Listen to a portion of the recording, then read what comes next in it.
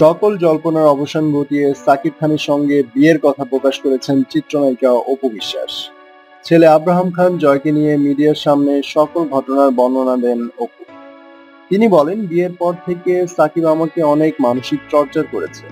আমিও তো একটি মানুষ, একটি মেয়ে। আর কত ধৈর্য ধরব? আমার ধৈর্যের বাঁধ ভেঙে গেছে।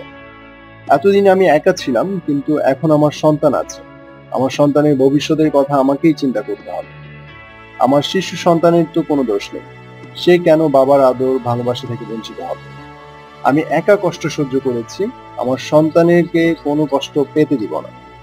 অন্যদিকে সাকিব বলেন, বিয়ের কথা অপু যা বলেছে তা সত্যি। আমি নানা দিক ভেবেচিন্তে এটা গোপন রেখেছিলাম। অপুর উপর আমার কোনো ক্ষোভ নেই।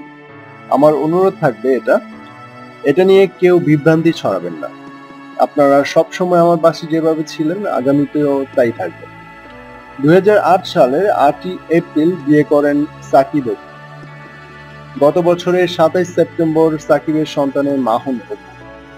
সাকিবের ক্যারিয়ারের কথা চিন্তা করে এতদিন মুখ খোলেননি নায়িকা, কিন্তু তাকে যথার্থ মর্যাদা না দেওয়ায় ঘটনাটি গণমাধ্যমকে জানান অপু।